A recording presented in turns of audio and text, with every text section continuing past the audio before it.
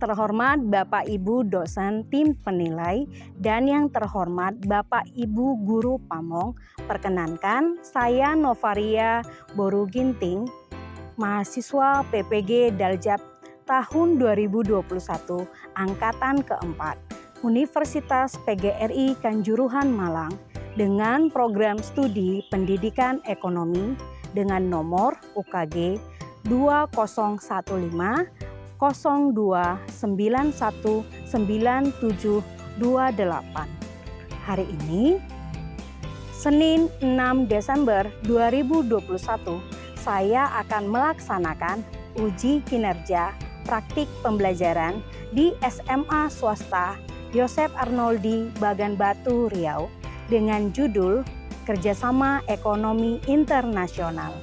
Terima kasih, mohon masukan dan koreksinya.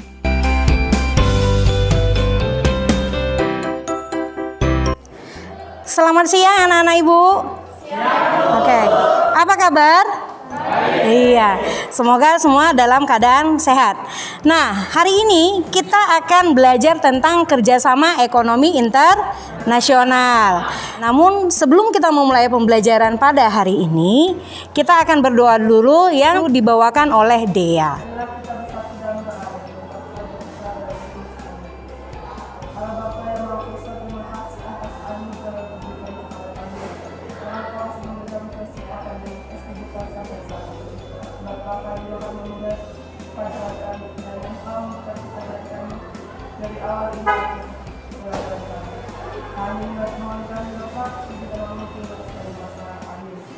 Amin, demi nama Bapa dan Putra dan Roh Kudus, amin.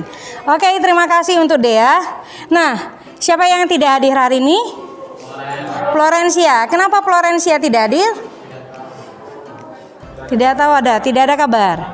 Oke, berarti hari ini yang tidak hadir hanya Florencia. Nah, sebelum kita masuk ke pembahasan kita tentang kerjasama ekonomi internasional, maka Ibu akan tanya dulu nih, siapa yang ingat materi kita sebelumnya? Oke, silakan Yohana. Materi kita minggu lalu mengenai pajak. Oke, mengenai pajak. Nah, apa itu pajak? Pajak adalah iuran yang wajib dibayarkan oleh wajib pajak kepada negara yang balas jasanya akan diterima secara tidak langsung. Silakan Cynthia. Itu pajak singkatnya dari dibilang si Yohana tadi, pajak itu iuran wajib masyarakat untuk pemerintah. Oke, iuran wajib kepada pemerintah. Silakan Aldi. Materi kita yang sebelumnya itu yang pastinya tentang pajak, yang artinya pajak itu adalah iuran wajib yang harus dibayar wajib oleh warga negara itu sendiri. Pajak itu seperti balas jasanya tidak langsung. Oke, balas jasanya tidak langsung. Osintan. Oke, dipungut berdasarkan undang-undang. Silakan Sri. Bersifat wajib. Bene? Memaksa. Nah, bersifat memaksa. Nah, berdasarkan yang memungut. Jenis pajak itu siapa saja sih yang memungut? Siapa yang ingat? Oke, Oscar. Pemerintah daerah. Pemerintah daerah dengan pemerintah pusat. Oke. Contoh dari pajak yang dipungut oleh pemerintah daerah. Pajak kendaraan. Pajak kendaraan. Nah, Kalau pajak pusat itu macam penghasilan oke, berarti pajak penghasilan. Berarti kalian sudah ingat semua materi kita yang sebelumnya. Nah, lalu apa kaitan materi kita sebelumnya itu dengan materi kita yang sekarang? Kalau kita misalnya butuh dari Jepang barang itu, berarti kita ngapain? Impor atau ekspor? Impor, benar kata Johan.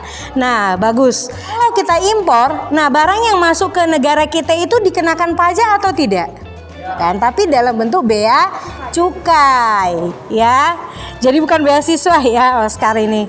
Adapun kompetensi dasar yang akan kita bahas pada hari ini itu adalah mendeskripsikan kerjasama ekonomi internasional.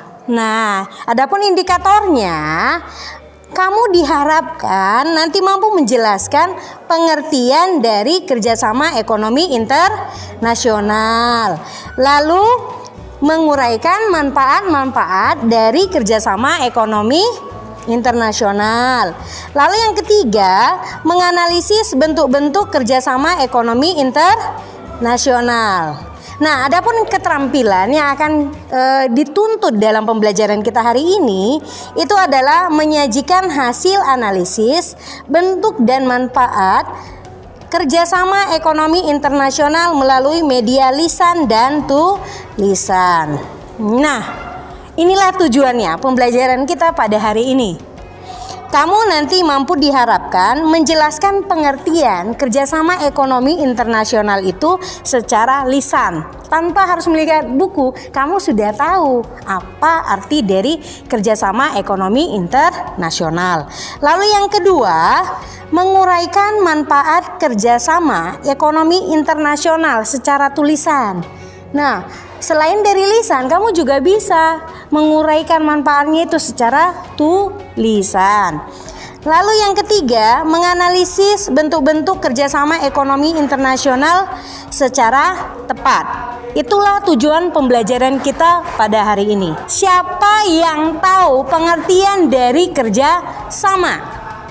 Oke, Osintan, silakan.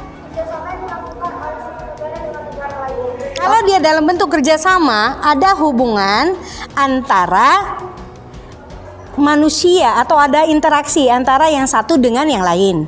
Bisa juga antar negara. Kalau sudah internasional, berarti sudah ruang lingkup yang lebih besar. Dari apa aja yang akan kita bahas? Pertama, pengertian, lalu manfaat, lalu bentuk. Nah, nanti kamu akan dibuat dalam bentuk kelompok, kamu akan berdiskusi. Maka ibu akan membagikan sebuah LKPD.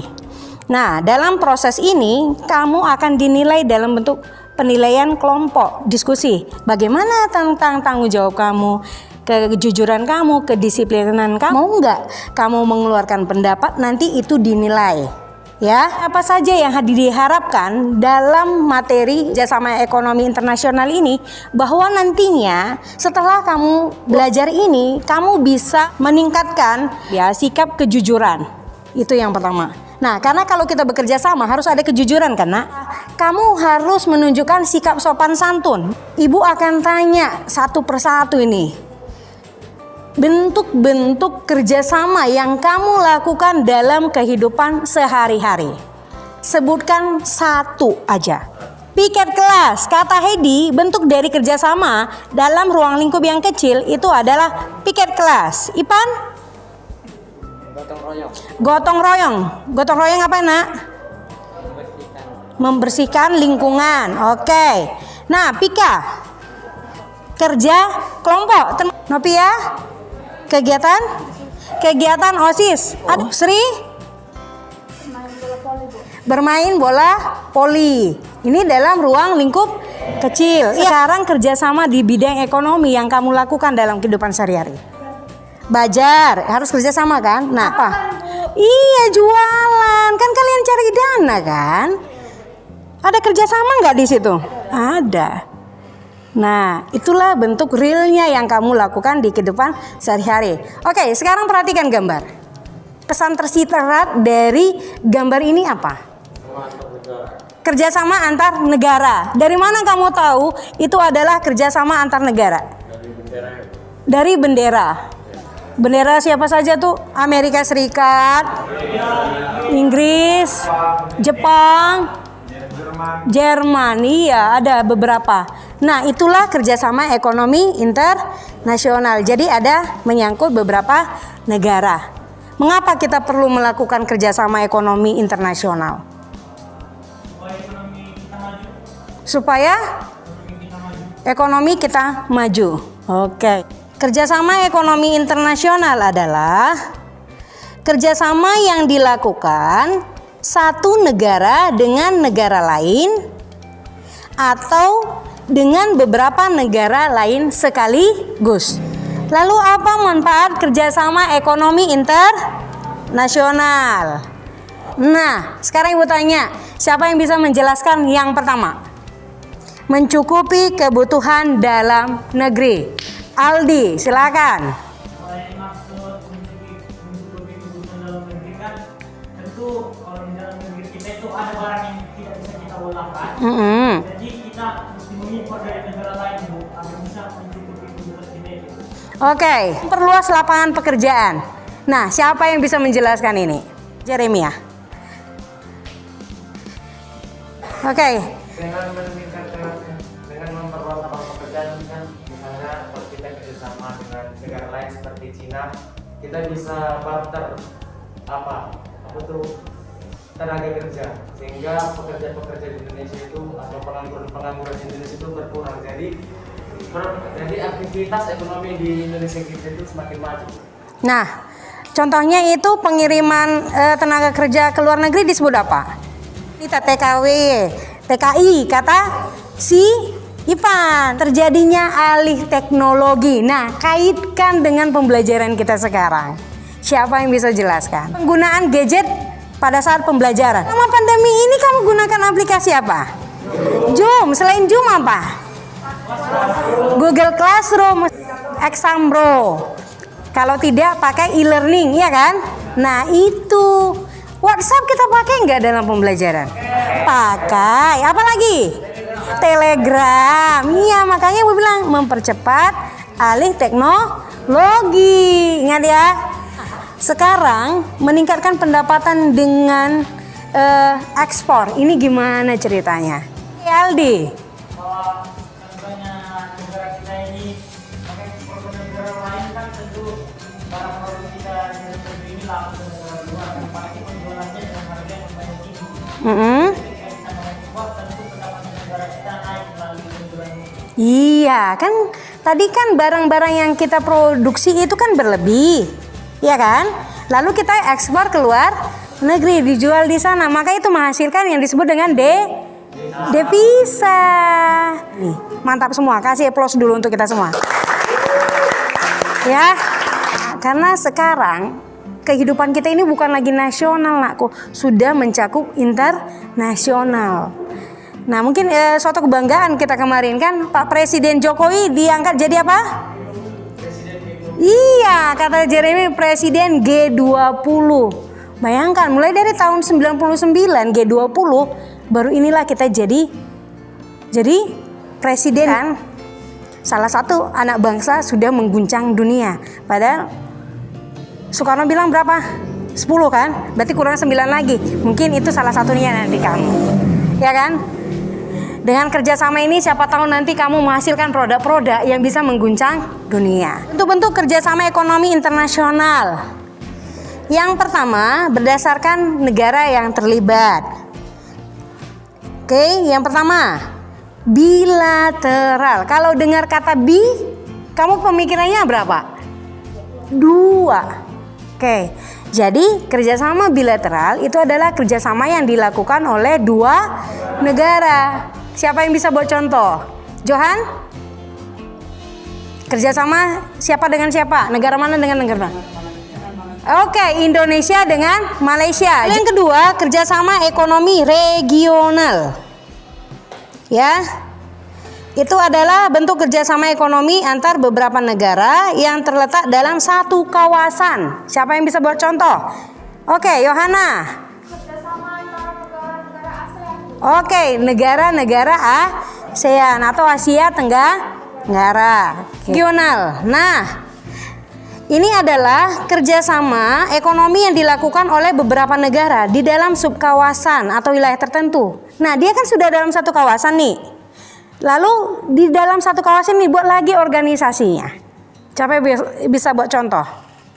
Oke, Osintan. Kerjasama antara negara Belgia, Belanda, dan Luxembourg. Oke, Belgia, Belanda, dan Luxembourg. Sering disebut dengan Benelux. Iya. Kalau di ASEAN ada triangle. Itu adalah Indonesia, Malaysia, dan Singapura. Kita lihat kerjasama antar regional. Nah, kalau kerjasama antar regional, dia kerjasama regional yang satu dengan regional yang lain. Siapa yang bisa buat contoh? Kayak Oscar. Kerjasama antara Uni Eropa dan kerjasama dengan negara-negara ASEAN. Oke, kerjasama Uni Eropa dan kerjasama negara ASEAN. Jelas? Mantap sekali. Ada multilateral. Kalau multilateral tidak ada lagi pembatasan wilayah, tapi sudah melingkupi dunia. Siapa yang bisa buat contohnya? PBB. Itu apa yang mana? PBB ini yang mana ini? Oh iya, Persatuan Bangsa-Bangsa, bukan? Yang satu lagi baris berbaris. WHO. Itu WHO itu organisasi apa? Kesehatan. Berdasarkan tujuan dan lapangan usaha. Nah, ini berdasarkan usaha. Contohnya adalah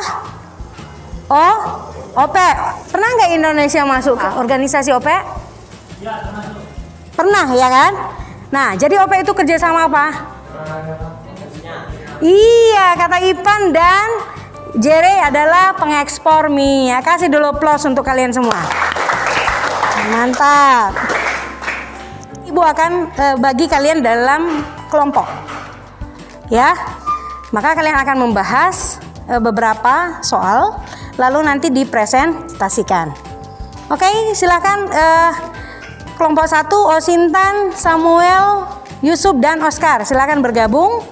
Lalu Sela, Dea dan Aldi bergabung jadi kelompok. Lalu masuk kelompok 3. Tadi yang Sela ya diangkat ya nak ya. Sela, Aldi dan Dea itu kelompok 2. Kelompok 3 Jere, Cynthia, Marcella dan Sri.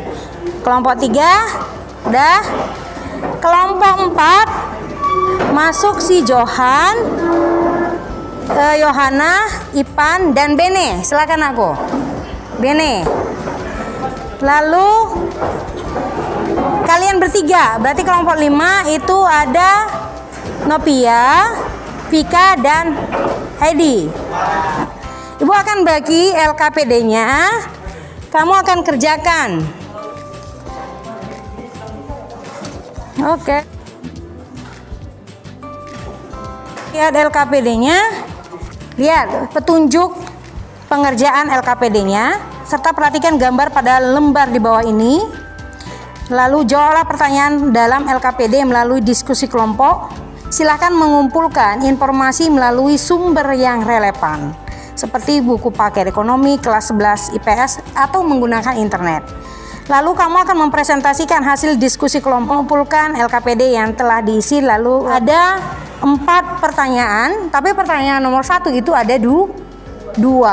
Maka nanti setiap kelompok 1 yang dipresentasikan. Kelompok 1 gambar pertama, kelompok 2 gambar kedua, lalu nomor 3 kelompok 3, lalu nomor 2 kelompok 3, nomor 3 kelompok 4, nomor 4 kesimpulan berarti kelompok 5. Oke. Iya, boleh. Ini kan nampak apa? Batu? Iya, nampak di situ kan kerjasamanya. Oke, silakan.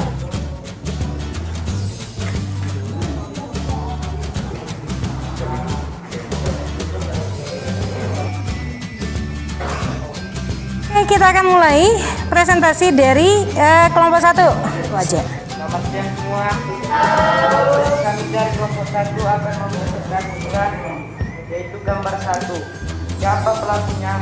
Yang pertama negara Republik Indonesia dan negara Cina. Ya. Kegiatannya yaitu kerjasama dengan Singapore Transportation and Distribution Association, yaitu memborong batu bara yang ada di Indonesia. Yang ketiga, apa tujuan mereka melakukan kegiatan tersebut?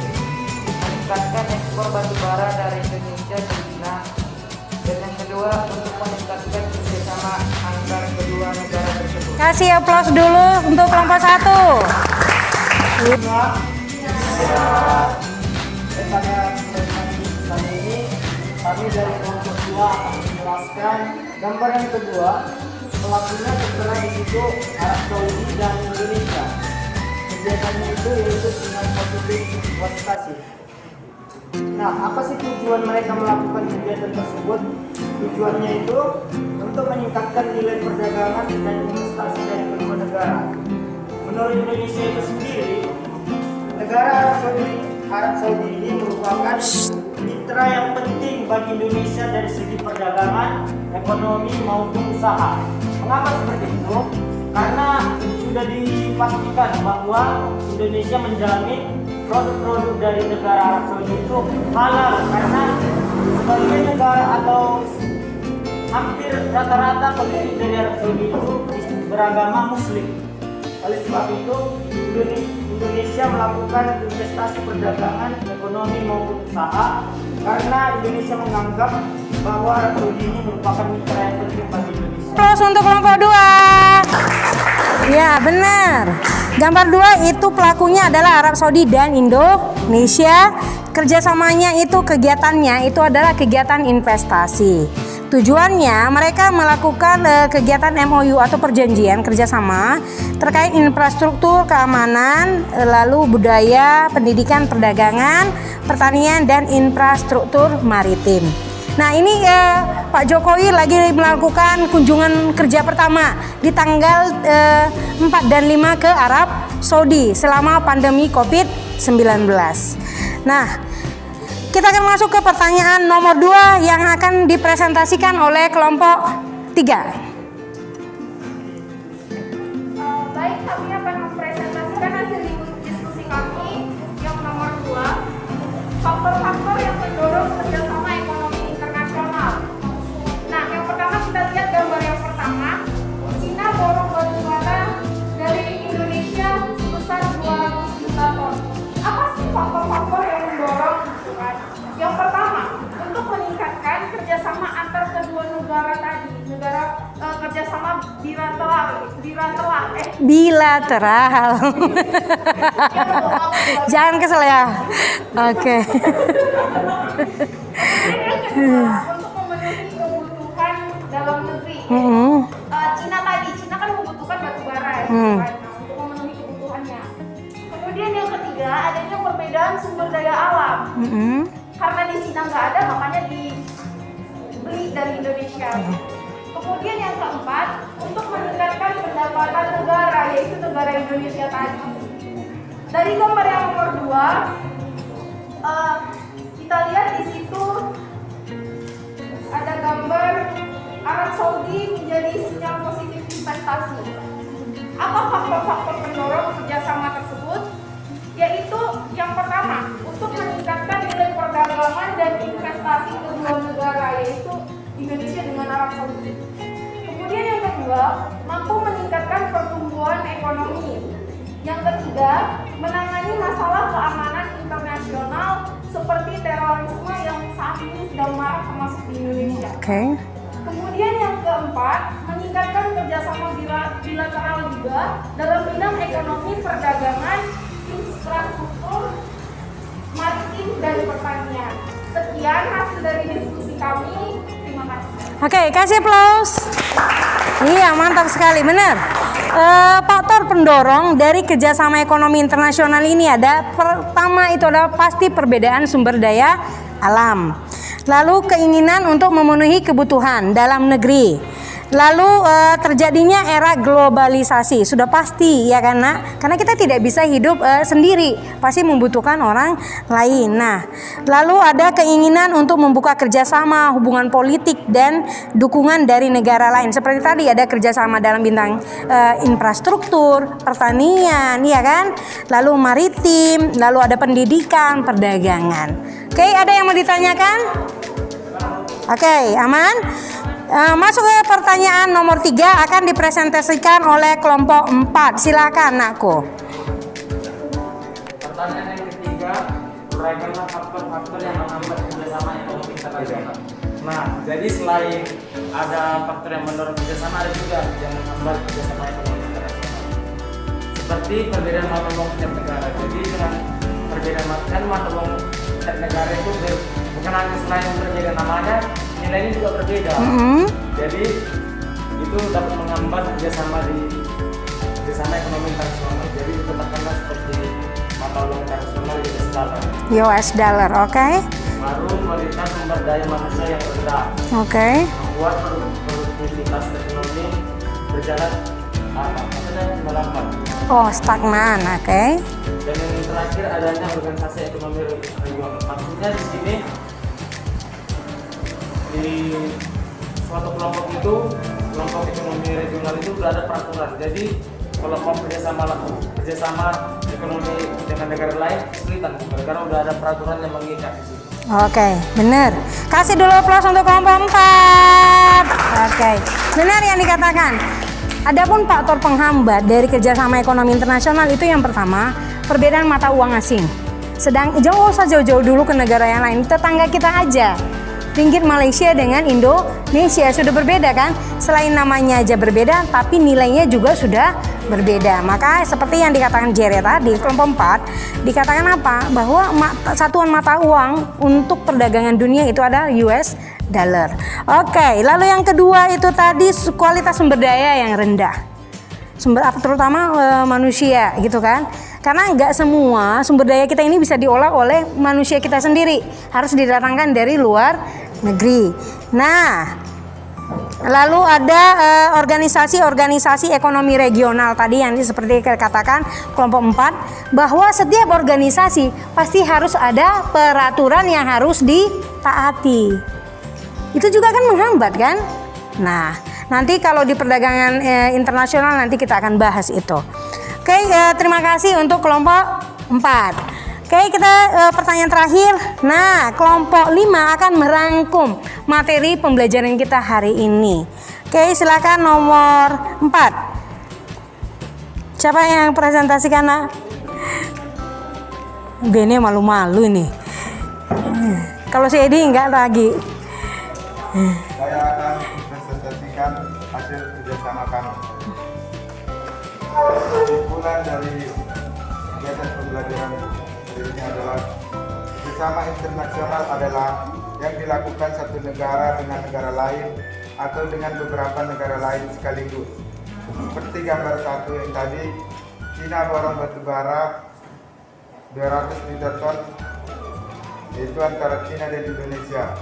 Kegiatan ini dimanfaatkan sebagai peluang investasi bagi investor dari Cina yang sudah dikenal sangat maju dalam penguasaan teknologi pengolahan batu bara.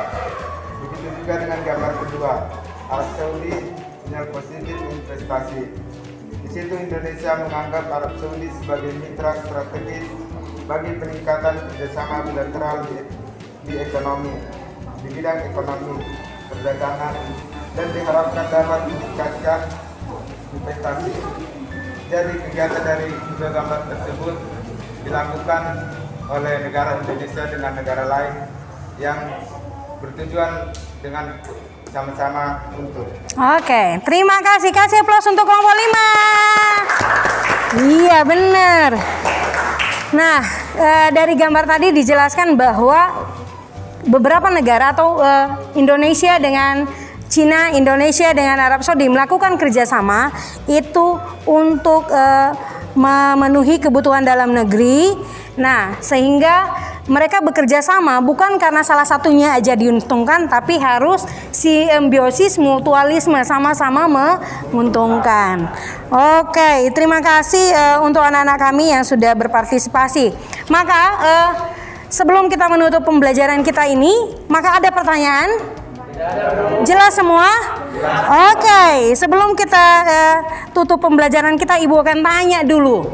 Nah, pemateri kita tadi sebelumnya, siapa yang ingat pengertian dari kerjasama ekonomi internasional? Oke, Aldi. Kerjasama ekonomi internasional itu seperti yang saya bilang tadi, kerjasama itu merupakan interaksi yang dilakukan oleh seseorang. Nah, karena dia internasional, jadi dia bersifat lebih mencakup luas. Jadi kerjasama internasional itu kegiatan yang dilakukan oleh beberapa negara untuk melakukan kegiatan kerjasama. Oke, terima kasih. Kasih aplaus. Siapa yang ingat manfaat dari kerjasama ekonomi internasional? Oke, silakan. Yang jarang ini, Ipan. Oke, tunggu ya,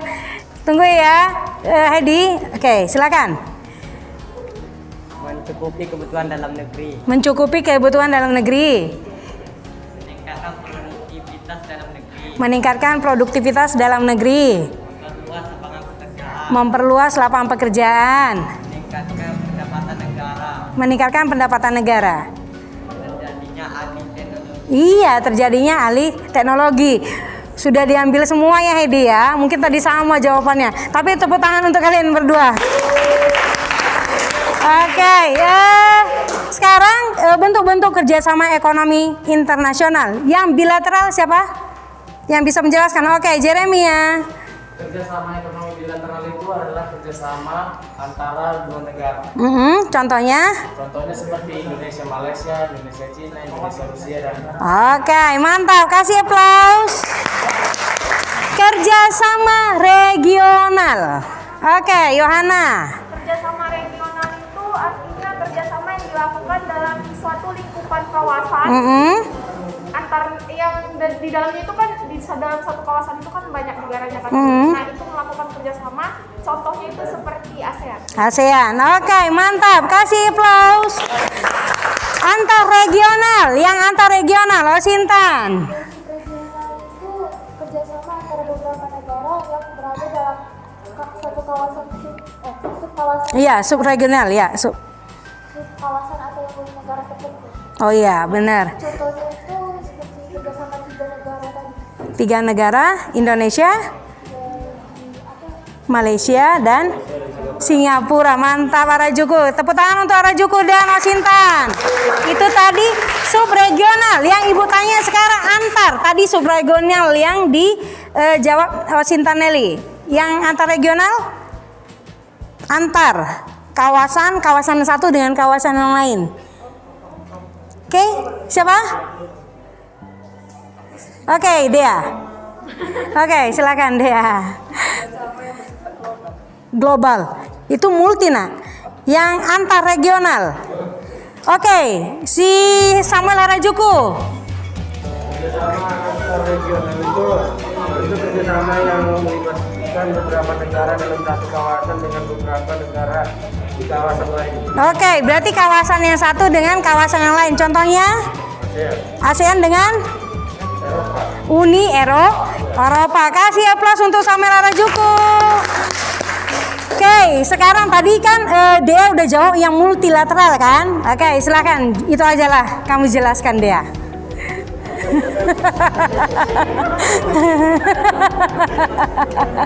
Oke, silakan. Iya, kerjasama yang bersifat global atau internasional tanpa dibatasi wilayah. Contohnya Bank Dunia. Oke. Nah, kalau berdasarkan lapangan usaha, siapa yang buat contohnya? Siapa yang bisa? Lapangan usaha. Berdasarkan kegiatan usaha yang dilakukan. Contohnya tadi apa? Apa? OPEC. Yusuf, benar. Kasih aplaus untuk Yusuf. Oke. Mantap-mantap ya. Semuanya berarti masuk semua pembelajaran hari ini. Nah, maka kita akan simpulkan secara bersama. Tadi pengertian kerjasama ekonomi internasional itu tadi. Nah, itu kerjasama antar satu negara dengan negara lain. Dengan catatan saling menguntungkan. Jangan sampai ada salah satu pihak dirugikan. Itu yang pertama. Lalu manfaatnya tadi apa? Manfaatnya tadi apa? Meningkatkan produktivitas dalam negeri, memperluas lapangan pekerjaan, mempercepat alih teknologi, meningkatkan pendapatan negara, memenuhi kebutuhan dalam negeri. Good job. Nah, bentuk-bentuknya tadi, kalau bilateral kerjasama antar dua negara, contohnya Indonesia dengan Malaysia atau Indonesia dengan Korea. Lalu sekarang kerjasama regional, satu wilayah. Contohnya tadi apa? ASEAN. Nah, tadi sudah regional, sekarang subregional. Beberapa negara dalam satu kawasan. Contohnya tadi? Iya, Indonesia, Malaysia, Singapura atau Belgia, Belanda dan Luxembourg atau Benelux. Nah, sekarang antar regional. Oke, Uni Eropa dan ASEAN, bener. Kawasan satu dengan kawasan lain. Lalu ada multilateral, iya kan? Kalau multilateral sudah tidak dibatasi lagi oleh wilayah. Contohnya tadi ada PBB, bukan baris-baris ya. WHO. PBB tadi apa? Perserikatan Bangsa. WHO dalam bentuk kesehatan dunia, ya kan? ILO tenaga kerja, PAO, FAO, pangan, organisasi pangan, iya kan? Lalu ada OPEC, iya, pengekspor minyak. Oke, itulah materi kita hari ini. Maka materi kita sudah selesai. Untuk minggu depan materi kita adalah lembaga-lembaga ekonomi internasional. Lanjutannya ini. Oke, tugas nanti kamu lihat e-learning. Ya, lihat e-learning, jawab, ada kurang lebih 10 soal, 5 PG dan 5 esai. Ya, e-learning. Nah, untuk doa siapa yang bawah? Cynthia, silakan Cynthia. Ambil posisi berdoa anakku.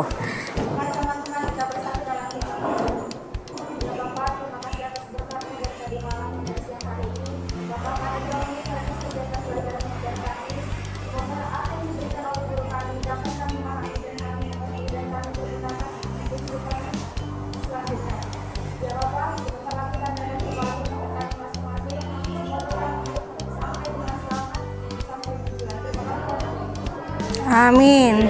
Terima kasih. Sampai jumpa minggu depan. Ibu pamit undur, tetap jaga kesehatan dan tetap prokes. Nah, terima kasih untuk partisipasinya untuk hari ini. Sarangeo. Nah, oke, siapkan.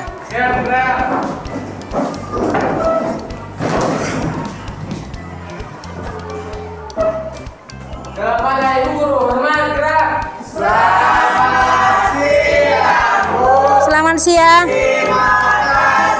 Sama-sama.